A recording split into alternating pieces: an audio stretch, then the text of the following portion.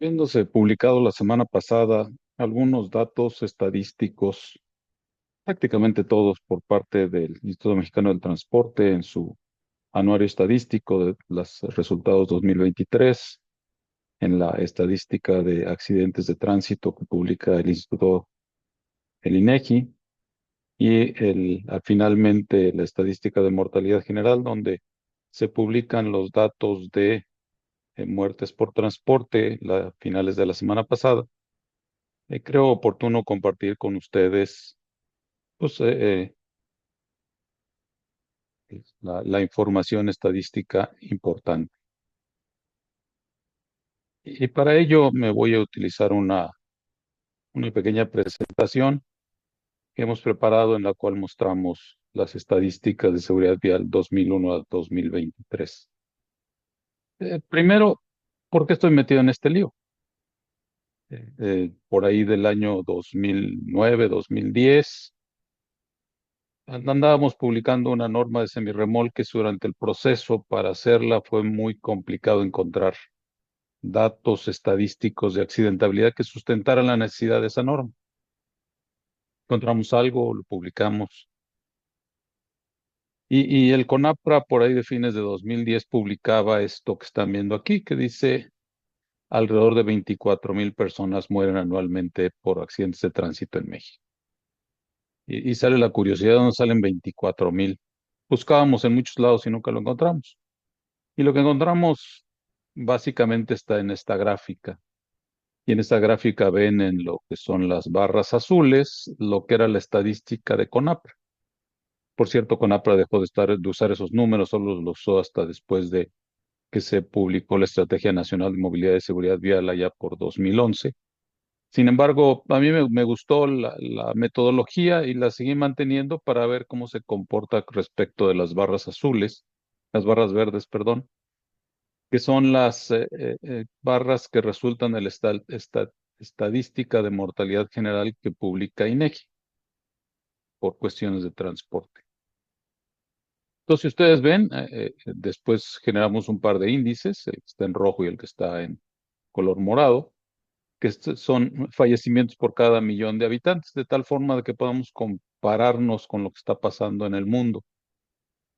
Para obtener estos datos de CONAPRA, pues básicamente lo que hacía es tomar este cálculo que está aquí, los datos que publica el IMT en su anuario estadístico, los movía con ciertos factores y lo mismo los de accidentes en seguridad vial, los hacía por ciertos factores para tratar de identificar aquellos mm, fallecidos que no están dentro de esas dos estadísticas, por lo que esas estadísticas solo reflejan los fallecimientos en el lugar. En fin, enfocándonos en los que son, llamemos de datos duros, y es la estadística de mortalidad general, que pues son todos los actas de defunción que se publican, donde se pone la causa del fallecimiento, y si es por causas de tránsito, y si se conoce que es por tránsito terrestre, y si fue un peatón o un ciclista, bueno, están aquí incluidos todos los fallecimientos. Y si bien tuvimos un objetivo 2011-2020 de reducir los números, pues se redujeron más o menos. Y 2020-2030 queremos llegar al 50%, pues no está siendo así, estamos creciendo. Y las muertes por millón de habitantes, que muy tarde, por ahí de 2020, me enteré que la mayoría de los países está por cada 100,000 habitantes, entonces, pues dividen este número entre 10 y podremos compararnos contra el mundo. Pero el año pasado anduvimos cerca de 16,853 personas fallecidas por causas de siniestros viales, lo cual nos lleva alrededor de 13,1 fallecidos por cada 100,000 habitantes o 131 fallecidos por millón de habitantes. ¿Y eso cómo es respecto del mundo? Es decir, ¿dónde andamos? Hablar de estos números podríamos decir estamos excelentes, estamos mal, que fallezcan tantas personas, ciertamente no estamos bien, pero ¿cómo estamos con respecto al mundo?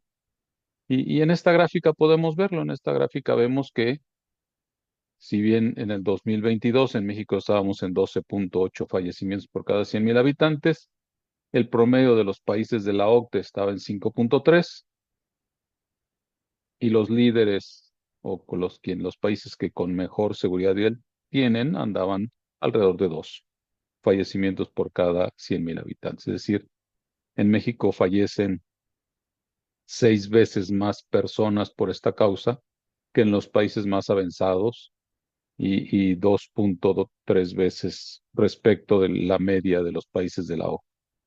Pues hay mucho que hacer. No estamos tan bien como podríamos pensar y hay mucho que hacer en este. ¿Cómo vamos rumbo al 2030? Y eso es importante saber dónde andamos. Y para saber con dónde vamos, lo importante es tomar en cuenta una proyección hacia el 2030 de tal forma de que estemos a la mitad de donde queremos estar y comparar con qué es lo que está sucediendo. Ustedes ven, deberíamos ir hacia abajo y vamos hacia arriba. Y esto que está aquí son diferencias, es decir, hemos tenido fallecimientos por encima de lo que estaba planeado. Y al tenerlos por encima de lo que estaba planeado, pues eso ha implicado un costo. Y este costo lo estamos reflejando en esta línea amarilla. Considerando los números que generalmente el IMT ha publicado como algo que denomina valor estadístico de la vida para personas fallecidas por causas de incidentes viales, en estos 3 años donde hemos tenido fallecimientos en exceso del objetivo que tenemos planteado, pues al Estado mexicano ya le ha costado 4,220 millones de dólares. Y es un número importante anotarlo, porque nuestra Ley General de Movilidad de Seguridad Vial dice que para temas de esa ley no se le asigne dinero en el presupuesto. Así quedó en el 2022. Y pues desde mi punto de vista debería asignársele dinero de tal forma de que no tengamos estos números crecientes tal como lo están viendo.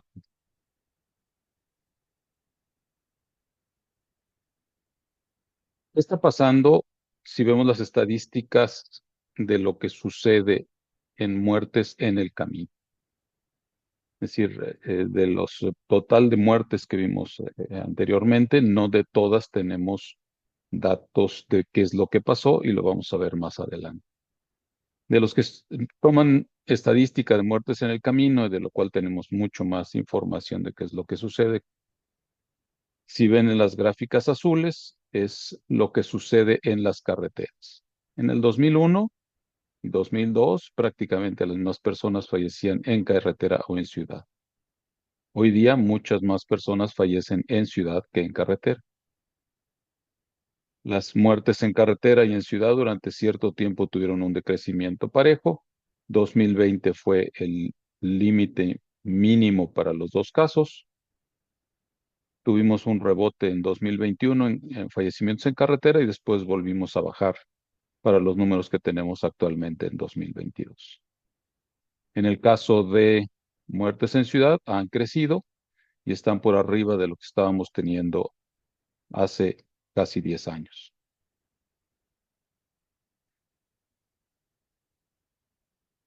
Y mencionábamos, al principio de este siglo, prácticamente la mitad era en carretera y en ciudad, y sin embargo, al año 2023, 72% de los fallecimientos son en ciudad y 28% en carretera, muertos en sitio.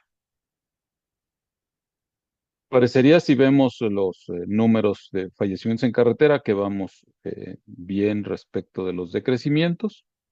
Es decir, aquí vamos teniendo suficiente decrecimiento parecido a la tendencia que se espera. Sin embargo, cuando sumamos los dos, respecto de 2030 vamos 2% arriba, viendo fallecimientos en sí. ¿Cómo se ven los fallecimientos en carretera? Aquí lo estamos viendo, fallecimientos y heridos y número de accidentes desde 2001 hasta 2023. Algo sucedió al principio de este siglo, que bajaron los accidentes grandemente y después han ido bajando poco a poco. es decir, han tenido su tendencia a la baja. 2021 en todos los casos como que nos regresó la euforia y volvimos a salir muy alegres a los caminos y los accidentes crecieron en las carreteras, pero después empezaron a bajar y bajaron los accidentes, bajaron los fallecimientos y bajaron las personas heridas. Es una gráfica interesante, la del lado derecho, que son los fallecimientos por cada 100 accidentes en carreteras federales. Y tuvimos un pico en el 2016 y después hemos empezado a bajar en la cantidad de accidentes, de fallecidos por cada 100 accidentes. Es decir, algo está sucediendo que los accidentes ya no implican tantos fallecimientos. Sigue habiendo una cantidad similar de accidentes, es decir, no hemos bajado el número de accidentes, pero sí hemos bajado el número de personas fallecidas por accidente. Esto se puede deber a que los vehículos son más seguros, se puede deber a que las condiciones de tránsito son mejores, a algo se está debiendo, pero estamos teniendo menos fallecimientos por siniestro vial en carreteras que lo que estábamos teniendo en los picos de 2016. ¿Y cómo se ve en la ciudad? En la ciudad lo mismo, la cantidad de accidentes creció, ¿no?, de siniestros viales, después empezó a bajar y se ha mantenido alrededor de los 365,000 siniestros viales por año. La cantidad de fallecidos, lo mismo creció para su pico en el 2010 y después ha bajado y estos últimos años ha vuelto a subir. La cantidad de heridos, una tendencia similar. Y similar a lo que sucede en carretera, tuvimos un pico de fallecimientos por cada 100 colisiones, después bajó y después ya se ha mantenido homogéneamente creciendo en los últimos años. ¿Qué está pasando? Aquí pasa algo diferente a lo que pasa en carretera. Aquí las colisiones implican vehículos donde hay más posibilidad de salir lesionado y por eso tenemos ese crecimiento. Esta es una gráfica que mezcla las dos informaciones, la de INEGI y la del IMT, de tal forma de que podemos ver la cantidad de accidentes o siniestros viales que suceden en la línea azul y la cantidad de vehículos involucrados en esos siniestros viales. Es decir, si tenemos hoy día alrededor de 400,000 siniestros viales por año, un poquito menos, tenemos cerca de poco más de 700,000 vehículos involucrados. Y esos son los colores, se muestran los tipos de vehículos que tenemos involucrados y obviamente como hay más automóviles, pues son los que más están involucrados y los diferentes vehículos se van sumando. En esta gráfica, ustedes ven si desglosamos los fallecimientos a partir de la estadística de mortalidad general, es decir, aquí están los 16,800 fallecidos de este año. Podemos ver cuál es la distribución que tenemos y podemos ver que la verde va creciendo, el azul clarito va bajando, el azul oscuro va bajando también. Es decir, está habiendo cambios en los diferentes. Sin embargo, uno de los grandes problemas de esta estadística de mortalidad general es que tenemos las barras verde oscuro, que son los que están catalogados como otros. Es decir, al momento de emitir el acta de defunción, no sabemos si se trataba de un peatón, de un ciclista, de alguien que iba en un automóvil o iba en un vehículo pesado, en un autobús, en un triciclo o dónde iba esa persona que falleció. No lo tenemos, el acta de defunción no lo registra. De hecho, lo que hacemos en la última columna, es decir, estos otros, pues vamos a dividirlos en la misma proporción que están los que sí conocemos. Y así llegamos a unos números que son razonablemente teóricos, no tienen toda la rigidez estadística que tienen los anteriores, pero sí podemos decir que quien más fallece por causas viales son los peatones, con 6,000 personas. Seguidos de los verdes son los motociclistas con 5,896 y luego los ocupantes de automóvil con 3,114. Esta gráfica es difícil de interpretar cómo cómo ha sufrido el cambio en los diferentes personas o tipos de personas que se ven involucrados en un accidente vial. Y aquí estas gráficas confusas, que digamos aquí están los peatones, es esta línea azul. Y en esta línea azul ustedes pueden ir viendo cómo la cantidad de peatones que han fallecido en sitio año con año ha disminuido a través de los años hasta el año 2020 y luego creció un poco hacia el 2023. Es decir, la estadística que nos muestra el INEGI en los datos de mortalidad general es que en el año 2023 fallecieron alrededor de 2.800 peatones. Tenemos luego la siguiente gráfica, que es el motociclista. Nótese que aquí estamos divididos por colores y por lados. Podría decirse que los ciclistas son muchos, pero sin embargo los ciclistas están con las gráficas, con el eje de valores del lado derecho y por lo tanto teníamos un fallecimiento de ciclistas cercano a los 260 a principios de este siglo.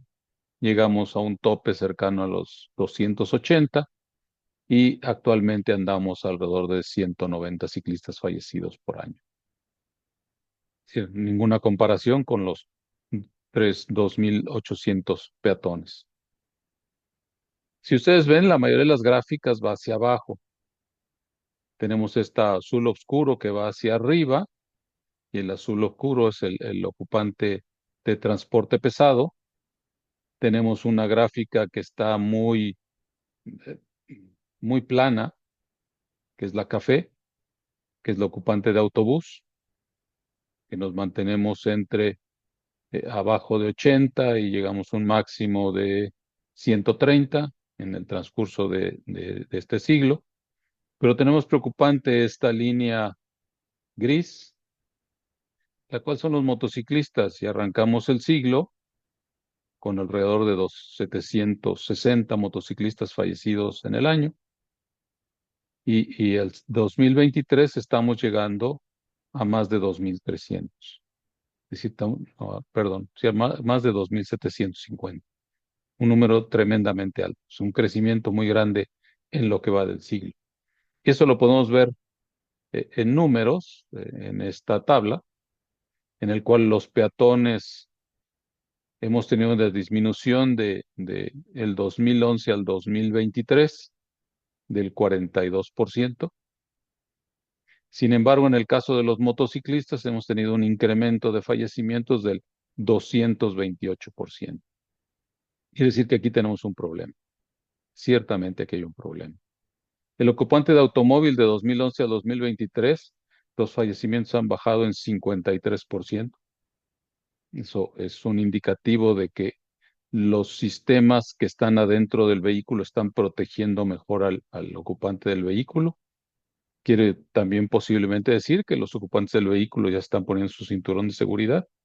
Hay muchas cosas que podríamos profundizar en un momento dado.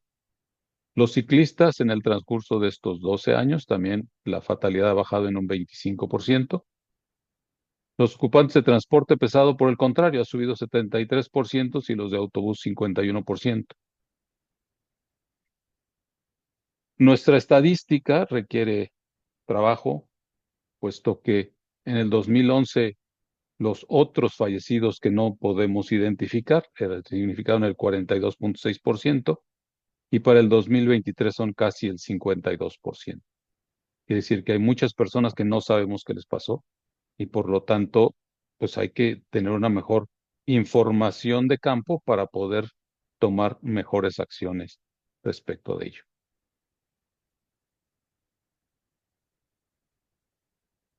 ¿Cuál es el problema en vehículos de carga?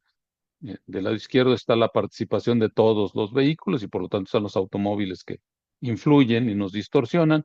Y en el caso de vehículos de carga, podemos distinguir los camiones, los articulados, los fulles, y desafortunadamente, lo vamos a ver más adelante, el IMT ha dejado de poner a los fulles y puso lo que le llama carga.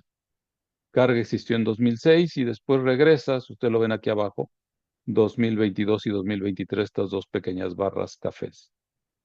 Y en carga están los camiones unitarios, los tractocamiones con un semirremolque o los tractocamiones con dos semirremolques o semirremolque y remolque. En el caso de ambas estadísticas, el INEGI del lado izquierdo y el IMT, es preponderante el que el conductor sea catalogado como la causa principal de los siniestros viales. En el caso del INEGI estamos arriba del 95%. Y en el caso de la estadística de carreteras federales, pues en el 2023 andábamos un poquito abajo del 60% y otras causas muy grandes también. Este color café es otra causa que no esté claramente identificada.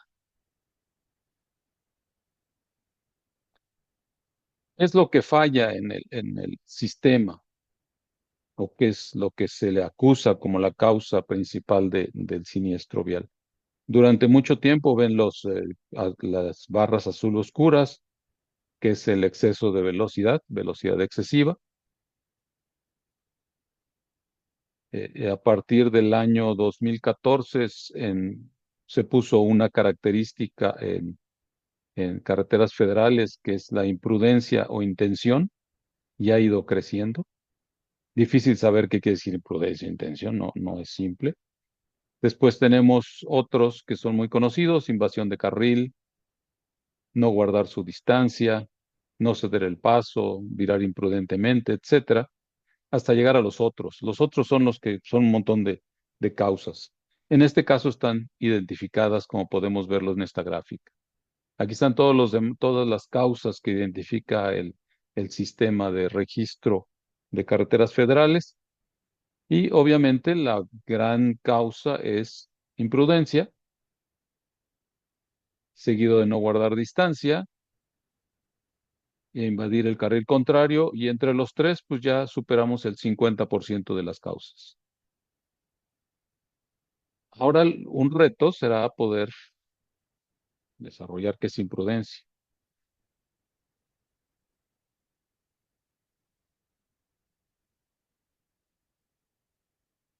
¿Qué tanto podemos decir que es más seguro, más menos seguro un sistema de vehículo que otro?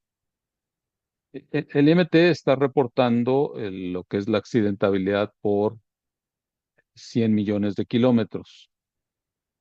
Es decir, ¿qué tanto? Y nosotros le hemos añadido un pequeño factor, y ese factor es por persona, los dos primeros, por persona transportada o por tonelada transportada, de tal forma de que podamos decir, cuando podíamos meter los articulados y los fules, es decir, por tonelada transportada, pues que es más seguro. Un camión se dedica a transportar carga y un vehículo de pasajeros a transportar pasaje. Entonces, si nosotros vemos los de pasajeros, que hoy día están fácilmente comparables, ¿qué tan posible es que te accidentes en 100 millones de kilómetros por persona? Y a las motos le pusimos 1,5 personas como promedio, a los autos 2,5 y a los autobuses 15 personas como promedio. La accidentabilidad, es decir, qué tan probable es que te accidentes siendo en un vehículo, que son las barras rojas, en motos de 11,51, en autos de 4,01 y en autobús de 0,54. Quiere decir que si quieres tener menores probabilidades de accidentarte, viaja en autobús. De fallecer, pues en moto es de 1,95, en auto de 0,35, en autobús de 0,11. Y de salir lesionado es de 3,98 en moto, 1,36 en auto y 0,64 en autobús.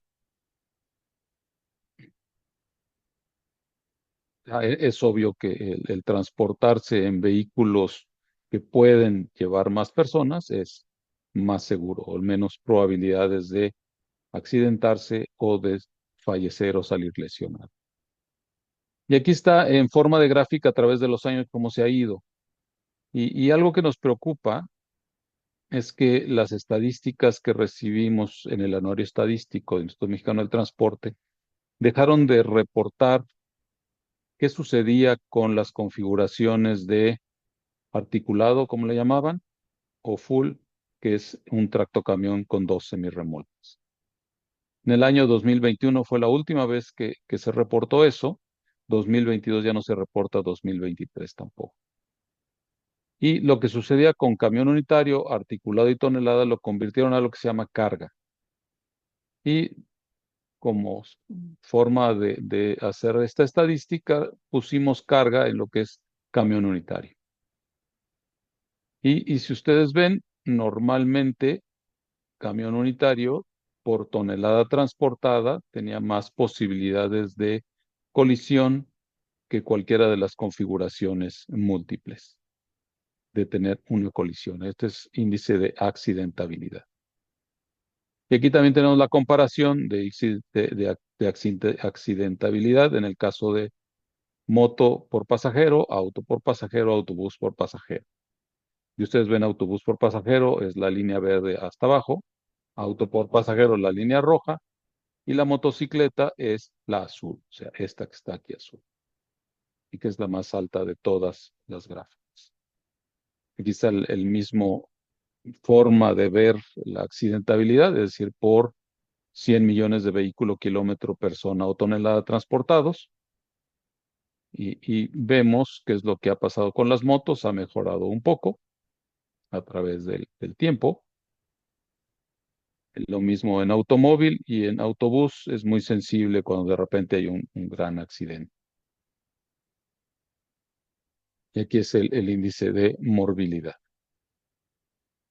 Es interesante ver qué es lo que pasa por diferente tipo de vehículo y nosotros insistimos, quisiéramos que el IMT volviera a poder tener estos dos datos por separado. Es decir, tener carga por separado, camión unitario, configuración de semirremolque sencillo y configuración de semirremolque doble. Eso nos ayuda a ver dónde tenemos áreas de oportunidad y las acciones que se toman para tener más seguridad en cada una de las diferentes configuraciones, ver cómo influye a lo largo del tiempo. Ya vimos estadísticas y en una pregunta que me llegaba por ahí cuando publicamos algo la semana pasada, es, ¿y qué podemos hacer? Pues lo que podemos hacer es lo que empezamos a trabajar y que quedó plasmado en la Ley General de Movilidad y Seguridad Vial, es tener un sistema de tránsito seguro. Y un sistema de tránsito seguro, cuando lo vimos al principio en la primera década de acción por la seguridad vial, incluía 5 factores, que es la gestión de la seguridad vial, y es hacer las reglas, y la otra, hacerlas cumplir, donde tenemos una grandísima oportunidad. Si ustedes transitan por cualquier carretera federal y ven el límite de velocidad, pues tómense el tiempo y vean cuántos lo exceden. Mucha gente excede el límite de velocidad y que eso querrá decir que no tenemos una buena gestión de la seguridad vial ni en carretera ni en ciudad. Hay muchas cosas que tenemos que hacer para que se cumpla la regla. También tenemos que tener vías de tránsito y movilidad más seguras, vehículos más seguros. Ahí va jalando la cosa poco a poco. Nosotros, los usuarios de tránsito, y aquí no dice conductores, dice usuarios de tránsito, todo el que pisa el camino debe tener la conciencia de la seguridad. Y si esas 5 cosas, 4 cosas fallan, pues hay que tener una respuesta a los accidentes. Hay que atender lo más rápido posible, de tal forma de que salvemos ese tiempo, de que ese tiempo sea lo menor posible y la persona pueda tener accidentes menos incapacitantes y menor posibilidad de fallecimiento. A la salida del segundo decenio hubo un cambio interesante y fue ingresar un nuevo concepto que es ver qué hacer para que las personas nos movamos en transportes multimodales y que la forma de nuestras ciudades sea diferente para que las distancias sean menos largas y que podamos movernos en transportes públicos o mediante sistemas de movilidad activa. Eso es un gran concepto. Ya lo vimos en gráficas anteriores, cuando te mueves en transporte público, en grandes vehículos que transportan personas, la posibilidad de accidentarte, la posibilidad de lesionarte y la posibilidad de fallecer es menor que si te vas en un transporte individualizado. Y ojo, en México estamos yendo hacia el transporte más inseguro o más riesgoso que son las motocicletas. Y los demás, los otros cuatro, cinco pilares se mantienen. Es decir, hay que tener con una buena gestión de la seguridad vial, buenas vías de tránsito, vehículos cada vez más seguros, nosotros usuarios cada vez más seguros, y si hay accidentes, responder más rápido. ¿Pero qué quiere decir eso? Es decir, ¿cómo podemos solucionar? Y aquí van dos ejemplos. Algunos, si alguna vez ha visto una carretera de estas. Esta fotografía es del libramiento de Tulancingo, libramiento de Cuota, por cierto, en el cual la carretera es de dos carriles, pero pues como tiene acotamientos, pues nos aventamos un tercer carril virtual, ¿no? Es decir, traigo prisa, este cuate del coche blanco, pues aunque va dentro del límite de velocidad va más lento que yo, le echo las luces altas, le digo quítate y me aviento. Él se mete un poquito al acotamiento y yo esperaría que el que viene del otro lado también se meta al acotamiento para que quepamos tranquilamente los tres vehículos. Posibilidades de colisionar altas, posibilidades de una colisión con lesionados altas, que será una colisión de frente, y por lo pronto es una carretera que no es segura. ¿Qué está haciendo el mundo? Es decir, ya existe algo, ya pensaron el mundo y yo propongo que en México empezamos a pensar en esa dirección. Y es tener carreteras que tienen este ancho, pero ahora dividirlas de tal forma de que sean de dos carriles de un lado durante 4 o 5 kilómetros y después dos carriles del otro lado.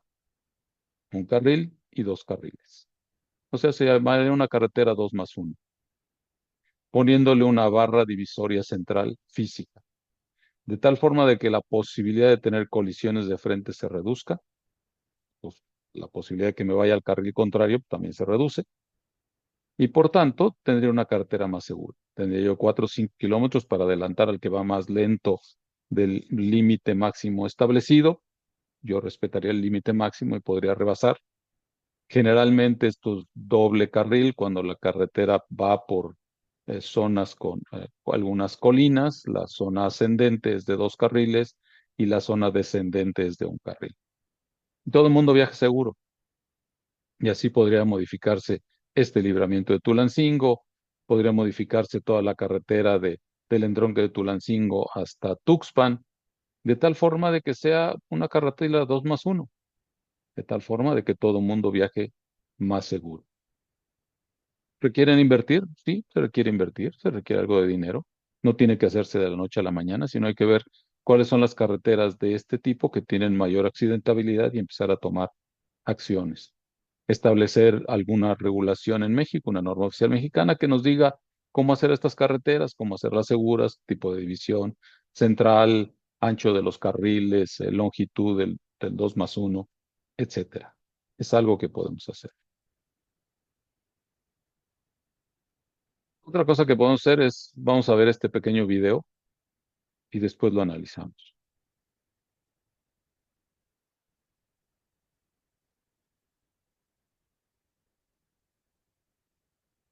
La Procuraduría Capitalina consignó a Patricia Hernández Martínez por su probable responsabilidad en los delitos de homicidio culposo, lesiones y daños tras el percance vial en el que murieron 4 marinos y un civil. De acuerdo a la dependencia, videos captados por cámaras de seguridad pública muestran que la falta de precaución de la conductora durante una maniobra la llevó a invadir el carril donde circulaba la camioneta de la Marina, causando que colisionaran.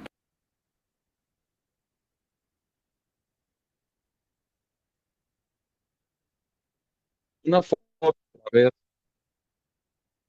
cómo resolver los accidentes es analizar los accidentes.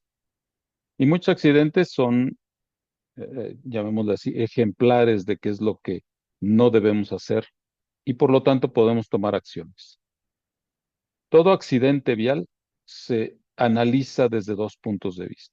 El más típico que sucede en nuestro país, y que yo creo que el que más sucede, es el de deslindar responsabilidades. Si ustedes escucharon lo que decía el video, pues inmediatamente decía quién era el responsable. Es decir, se deslinda de la responsabilidad de tal forma de que esa persona sea la que tenga que cubrir los daños que ocasionó al haber ocasionado ese accidente.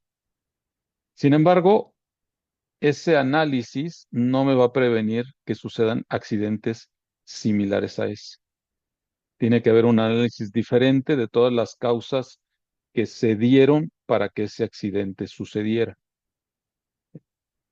Para mí un punto que de repente me salta es que hace un vehículo de un convoy en el lado izquierdo, en el carril izquierdo. Normalmente un convoy que va a ir lento, que va a tener ciertas dimensiones, que va en grupo, pues va en el carril derecho, no en el carril izquierdo. Además, los vehículos del ejército, de la marina, están diseñados para no verse. Tiene camuflaje, tiene pinturas grises, verdes, así en dos tonos, y se busca que no se vean, esa es parte de su función de ese vehículo. Entonces, llevarlo en el carril izquierdo no es lo correcto. Y llamemos por uno de tantas cosas, pero vamos a ver lo que sigue de esta. Eso, ustedes lo vieron rápidamente en el video, pero lo primero que sucedió cuando salió volando el camión de los marinos es que chocó con ese vehículo blanco. Esa camioneta la rasuró, le quitó la parte superior de la cabina, el conductor falleció y por alguna razón mágica su acompañante salió ileso. Se alcanzó a- a- a ocultarse y no falleció. Cuando un vehículo te cae de frente no puedes hacer nada. Es la parte más crítica. No tienes décimas de segundo, no creo que tienes, no creo que tengas centésimas de segundo para poder reaccionar. Y por lo tanto, es muy crítico tener un choque de frente. Y más contra algo que no te esperas. Nunca lo nunca lo podrás ver venir. Así es como quedó el auto de la persona que se dice que fue la que ocasionó el accidente. La señora traía puesto su cinturón de seguridad, las bolsas de aire del vehículo funcionaron, la cabina protegió a la persona y por lo tanto estuvo en el hospital y estuvo algunos días de más para no ser llevada a la cárcel por causa del accidente, en tanto que su abogado encontraba cómo solucionar el conflicto que se había presentado. Es decir, las características de seguridad de este vehículo hicieron que la persona pudiera salir caminando del hospital con un gran susto, con un gran trauma, seguramente con golpes por la gran caída que tuvo, pero lesiones, llamémosle, leves y no falleció. No así los marinos. Los marinos que se reportó en el video que fallecieron cuatro, al final fueron cinco. Tres de ellos fallecieron por que el vehículo les cayó encima. Al momento de chocar y empezar a volar hacia el otro lado, pues salieron los marinos que iban sentados en la parte de atrás volando como pues, no traían ninguna sujeción, no traían nada. Es decir, este vehículo es total y absolutamente inseguro. Este vehículo no es adecuado para transporte de personas porque pues, no los protege. Salen volando y fallecen. Entonces, una gran oportunidad es tener vehículos para transporte de personal militar que sean más seguros, que si llegan a colisionar no les causen lesiones graves o la muerte. Y finalmente, ¿por qué rayos tuvieron que caer del otro lado?